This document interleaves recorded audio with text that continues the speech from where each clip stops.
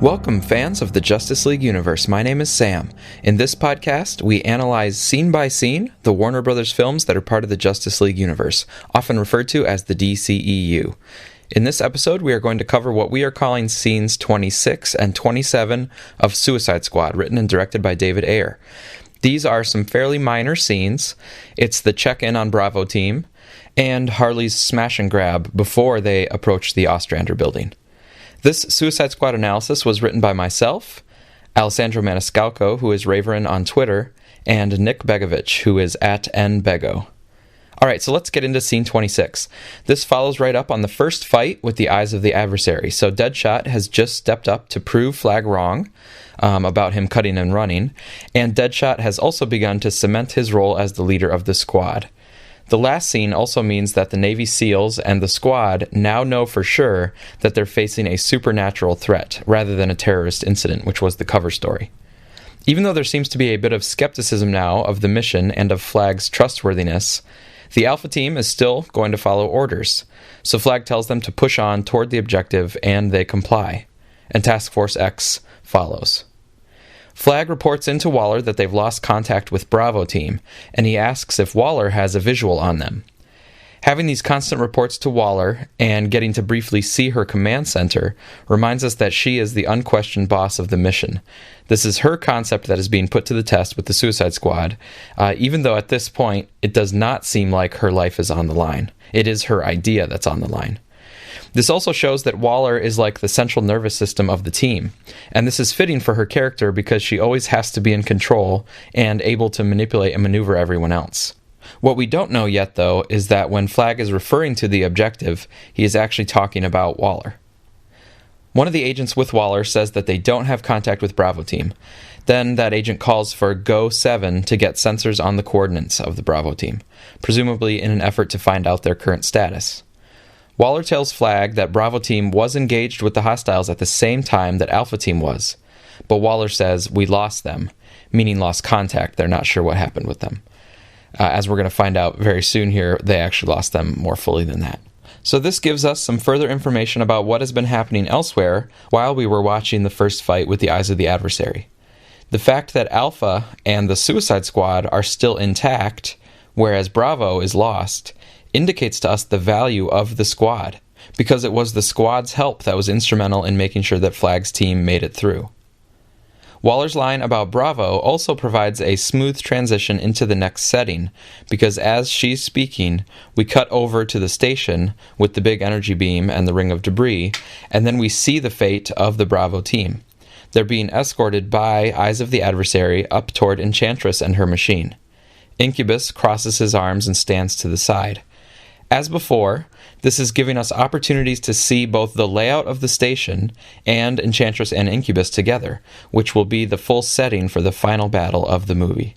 The men go all the way up to Enchantress, and she has some of her flowing dance moves. Then she spins around and kisses the Navy SEAL from Bravo team.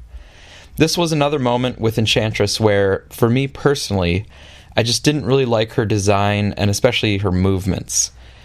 And I'm also not really sure why she has to do those movements in front of her machine energy beam, because her gesticulating doesn't actually appear to be affecting it in any way. But one positive thing I can say here is that it's kind of cool to see a smoke effect around the seal as she works her magic. The smoke is reminiscent of Enchantress's earlier form. This magical kiss turns the Navy SEAL into the newest Eye of the Adversary. For Alessandro, it reminded him of a Mudokon from the video game Oddworld. And for both of us, we aren't exactly sure why they chose to go with a kiss as the method for transformation. Back in the subway, when Enchantress took over the man in the bathroom so that he could be a host for Incubus, she released Incubus so that the man basically inhaled him. So maybe this kiss thing is also an inhalation sort of thing, and that's why it involves mouth-to-mouth contact. But to us, even more important than the practical explanation for the kiss would be the thematic relevance. What is it about Enchantress's story, or the themes of the movie, or maybe some visual motif, that makes a kiss the best choice for doing this transformation? Nothing immediately comes to mind, but in looking back through our themes that we've identified thus far, I guess the closest possible connection would be to the theme that love can be the basis of human connection. What we mean by this theme is not that everyone has to love each other to have a human connection, but that if one recognizes that the other has love, then that can be enough for the human connection to happen. It's kind of like recognizing the humanity in the other, and this recognition prevents you from disregarding their life or their pain. So if the movie overall has a message about love being a basis for human connection, then how does that fit in with the filmmakers choosing to have Enchantress create her army with kisses? I'm still not sure it fits, but if we stretch for it, maybe Enchantress's kisses represent the empty gestures of love. She is not actually recognizing their humanity, she is stripping away their humanity. So maybe it's a contrast with more genuine forms of love, showing that a kiss alone is very superficial. It's an act of love, but not a real meaningful one. Anyway, that's our attempt at trying to connect it in. We doubt that this is actually how the filmmakers thought about it, and it remains kind of an odd choice. Though it does make the scene a bit more memorable, I'll give it that. Having the kiss does make this moment stand out, but it also seems like maybe there were some other options that could have also been memorable and more thematically connected. Then, to make sure there's no confusion for the audience in this scene, Enchantress announces, "Now you belong to my army." This was probably already very clear to everyone, and there are a few other times in the movie where the dialogue is almost trying too hard to make sure everyone is following what's happening, like at the end of the movie when Flag explicitly says that they can end the threat now because Enchantress's heart is out. The next shot, though, in this scene is another straight-on shot where we can see the eyes of the adversary. We already saw them in detail in scene 24 for the street fight scene. That was the big reveal. So this time here in scene 26, it's not a new reveal for us. But the new information in this scene is explaining how they came to be transformed from people into the eyes. And the fact that Enchantress is able to create her own army of formidable beings out of random civilians will be important later, because we eventually see that Waller is very interested in this capability. It parallels Waller's own goals. Waller is striving to turn criminals into a formidable fighting force that will do her bidding, because this would open up new potential beyond the typical military options. And Enchantress is turning regular civilians into her own fighting force that will do her bidding, which seems like it is even better than Waller's plan if you disregard the humanity of the people being affected. But in the end, we'll see that Task Force X, not the eyes of the adversary, are the victorious ones. Okay, so we go into scene 27 with a smash cut right from the eyes of the adversary to Harley Quinn breaking the window of a storefront display. Then it quickly cuts to Rick Flag raising his rifle as if there's a threat. But then we see Harley bend over and grab a purse. This bit doesn't really do anything for the plot. The purse doesn't become important later that I can remember. But it is a character moment for Harley, showing her impulsiveness and general carefree spirit. And this moment was also used quite a bit in the marketing, so it's an important bit for that purpose.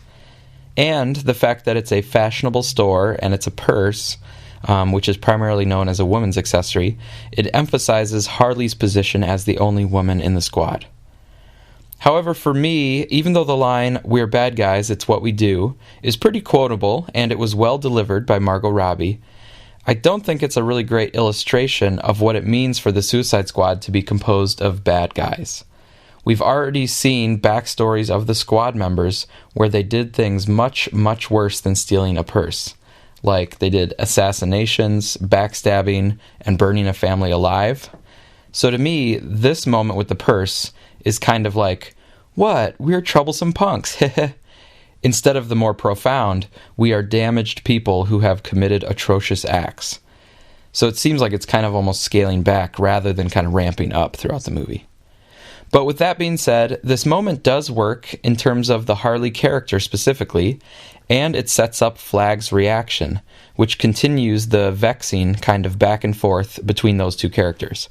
Flag says, "Seriously? The hell is wrong with you people?" And Alessandro noticed here that Flag doesn't say, "What the hell is wrong with you people?" So his words are technically saying that hell is what is wrong with them, as in they've been through hell and it has made them who they are. And note that this isn't a sudden reaction by Flag to just Harley stealing a purse.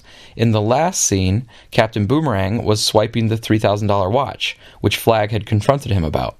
So this act by Harley is another act, piling onto his already fueled frustration. and his confusion as to why they are so focused on taking things of value in a time of crisis when their lives are on the line. This speaks to the squad's calloused emotional states. What's also interesting is that in this line, Flagg has changed to calling them people. We've noted before that he has called them assets, scum, and a-holes, but this is his first reference to them after their fight together in scene 24, and it's also the first time he uses a more respectful term, even though, yes, he's voicing frustration with them. By the way, there is a Latin phrase on the clothes around Harley's purse. They say, "Si vis pacem para bellum," which translates to, "If you want peace, prepare for war." This sentiment fits pretty well with Waller's idea of preparing for World War III in order to prevent World War III. It also connects somewhat to the squad members themselves. If they eventually want to reach peace within themselves, they have to be prepared to accept the bad things that they've done, to own that stuff, so to speak. Diablo, especially, does seem to desire peace, and he tries to achieve that by completely withdrawing and refusing to use his powers. So he's violating that Latin sentiment. He's not preparing for war, he's withdrawing. But what we will find at the conclusion of his character arc is that he eventually gains peace by actually engaging in the war, by being willing and prepared to sacrifice himself. Another thing with this graffiti-style text on the shirts is that it reminds us of Watchmen, and in the spirit of Watchmen, we are also about to see a big yellow smiley face in the next storefront window. We see Deadshot looking somberly at a girl's winter outfit that reminds him of his daughter Zoe. The last time he was with her, they were Christmas shopping. This moment with Deadshot also reminds us of his main character arc, of missing his daughter and trying to balance his desire to make her proud of him, and also being able to accept himself and the things that he's done. His love for Zoe also gives him a strong survival instinct and a drive to successfully complete this mission, so that he can be reunited with her. Because this Deadshot moment is juxtaposed with Harley's moment just before, it gives us two things to think about looking between the two. One, maybe Deadshot is tempted to pull a Harley and bash the window to grab the outfit. But of course he's not crazy like Harley, and as a pragmatist he knows it doesn't make sense given their situation with a lot of the missions still remaining. And two, how does this moment with Deadshot represent what bad guys do? Harley was indicating that smashing and stealing are things the bad guys naturally do. But then we see Deadshot, another bad guy, quietly missing his daughter. And we're reminded that he seems to be a caring father who uses his ill-gotten money to buy her some nice things. So these are also things that bad guys do. But anyway, Deadshot has to step away in a somber mood, and this reminder of his daughter probably explains his assertiveness at the end of the scene going into scene 28. But before we get there, we see a skyscraper in the distance with an interesting kind of orange glow around it. In a few moments, we also get a clear shot of the building nameplate, the John F. Ostrander Federal Building. This is a reference to legendary Suicide Squad comics writer John Ostrander, who created the modern version of the squad starting in 1987. And his first couple volumes, Trial by Fire, and especially The Nightshade Odyssey, were definitely some of the influences on David Ayer when he wrote the screenplay. Ostrander, by the way, also wrote again on the Suicide Squad book in 2007, and he did a special issue of Suicide Squad just a few months ago. It was pretty good. Flagg tells his men to take a knee. This gives them a chance to rest and discuss strategy, and it gives a chance to give a little bit of exposition to the audience before we go into the next few scenes. Now, I don't really like the framing on these shots or the editing as they're talking. It starts out okay because the men are looking forward at something, and then we get that shot from their point of view of seeing the building in the distance. So this is what they're looking at, and that's fine. But then, before that shot of the building in the distance really settles in, Deadshot all of a sudden leads in awkwardly in the foreground of the shot. Then they cut from the shot that was from the back to a shot that's straight on from the front. Flagg refers to the building in his dialogue, and so then they cut back to the shot of the building. But again, they don't let it linger, they quickly cut back to the shot from the front. I think they should have just had one solid shot of the building, instead of two incomplete, jarring shots. And this cutting from back to front multiple times, to me, did not flow very well. It felt like I was jumping around awkwardly, instead of the more typical shots that are from off left and off right, but both from the front of the characters. I know they wanted to show the building because that's where they were heading, but I think it would have been better achieved by just showing the building in a good establishing shot one time, and then cutting between medium or close-up coverage of the speakers at different angles. Anyway, in terms of the exposition here, Flagg explains that their body is at the top of the building. We still don't know who that is. He makes sure not to ever specify the gender when he's talking about it. We also learned that the person is in hiding in a safe room described as a vault. Then he says that helos will pick them up on the roof. He concludes by saying, "It's Miller time," which we suppose he uses to mean that it's time for action.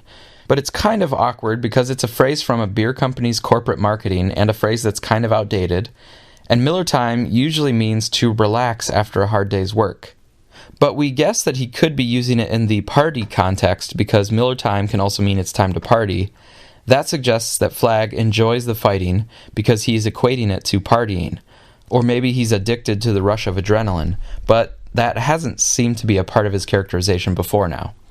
So anyway, it's a bit of an odd line, but David Ayer is a military guy himself, so I guess we'll just have to trust him that this is a plausible sort of thing that a soldier might say before moving forward. The team then approaches the building and Flagg checks in with his boss, telling Waller that they're about to enter the building. Get that chopper ready.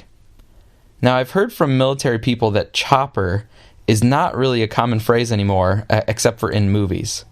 So maybe Ayer is a bit more out of touch than I expected.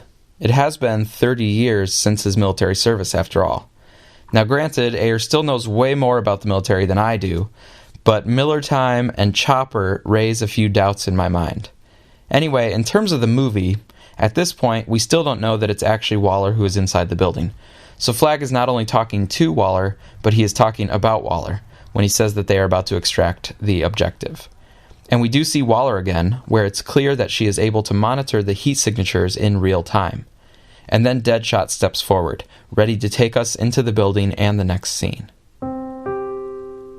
So that's our analysis of scenes 26 and 27 of Suicide Squad. They are mainly functional scenes, showing how the eyes of the adversary are made, and then moving the squad forward toward the Ostrander building. Most movies have these sorts of functional scenes, with necessary movements to put characters in place for the next thing, and also some exposition, such as reminding us about the squad's mission and laying out how it is supposed to work going forward.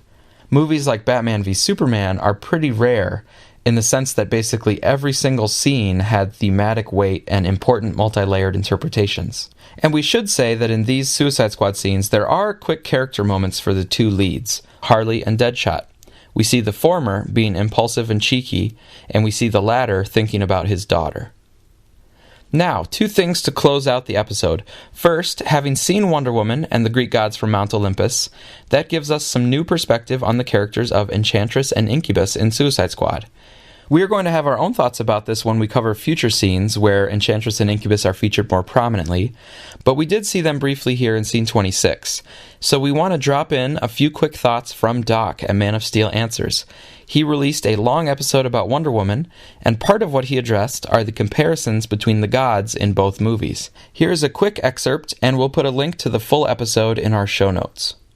One of the most interesting consequences of Wonder Woman for me is how it reinforces and redeems a lot of Suicide Squad's insights into the ancient gods of this world. It's actually remarkably consistent. Let's just go through a few examples. So for the sake of discussion, let's just call Enchantress, Incubus, and Diablo gods in the same vein as Ares, Zeus, and Diana. We can split hairs on a definition debate, but I don't want to derail on that. All source ancient supernatural power that was worshipped. As Incubus says, we were gods to them. Enchantress is over 6,000 years old and was found in a cave dating back to 10,000 BC. While not in the film, the Suicide Squad novelization leans more heavily into the idea of deities, and Incubus is initially worried that God won't stand for their plans, suggesting a hierarchy of these beings just like with the Greek pantheon. Like Ares, left too weak, Enchantress was depowered and weak throughout most of recorded history. And like Ares, she still had the power to influence people. Ares describes it as whispering into their ears. The Argus report on June Moon's possession describes it as an otherworldly draw, causing June to free Enchantress against her archaeological training. Ludendorff says that Ares requires human sacrifice and Enchantress's skull is filled with skulls. They share so many powers powers in common. Enchantress can teleport. Ares travels from London to Belgium instantly. Both can create visions of offers. Enchantress tempts the squad and Ares shows Diana paradise. They all can form outfits spontaneously. Both sets of gods draw power from and wield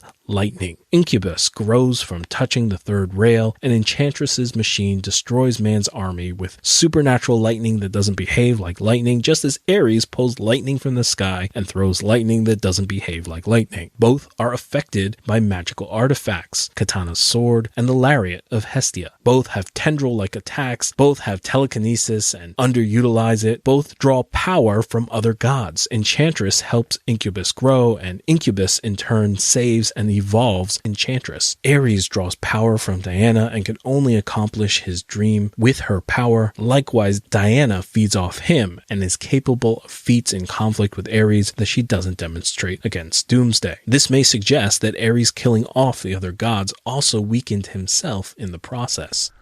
And finally, in several past episodes, we've brought up the overarching theme of the DCEU that humanity, even with its flaws, is still worth saving. Each movie thus far has spoken to this theme. And Casper Richter, one of our listeners on YouTube, took an interesting perspective on this theme. He thought about how the movies raise the question, is mankind worth saving? And then he thought about how all the villains represent the answer, no. In particular, Casper had the following rundown. Is mankind worth saving? Zod says no, because humans are less evolved than other older, more powerful cosmic races that deserve to exist more. Luthor says no, because humanity will always be corrupted by power, and humanity is too willing to submit to tyrants. Enchantress says no, because humanity doesn't worship her anymore. And Ares says no, because mankind will always choose to give in to their lust for violence. Casper says that Ares makes one of the clearer arguments, in that, because of him, Diana realizes that although she can battle the evils of man, she cannot defeat the power of choice. And as long as people are able to choose between good and evil, there will always be evil in the world. Diana may have left feeling like Sisyphus, pushing the boulder up a hill, only for it to roll back down again, and repeating this for all eternity. Casper also thinks that Ares is one of the more interesting villains because he was kind of right about mankind. Even after Ares was defeated, war was still part of the people. And Casper agrees with us that this might be what made Diana lose hope, until Superman's sacrifice reminded her that good deeds are never paid back, but that they are still worth doing. Casper was also reminded of Professor James Moriarty's speech in the movie Sherlock Holmes: A Game of Shadows. Quote, "You see, hidden inside the unconscious is an insatiable desire for conflict. So you're not fighting me so much as you are the human condition. All I want to do is own the bullets and the bandages. War on an industrial scale is inevitable. They will do it themselves within a few years. All I have to do is wait. Let's not waste any more of each other's time. We both know how this ends." End quote. All right, so thanks, Casper, for those thoughts, and thanks to all of you for supporting this podcast. If you are looking to stay up to date on DCEU news, then we recommend the Suicide Squad cast with Tim and Scott, and we'll be back shortly with some more Wonder Woman analysis.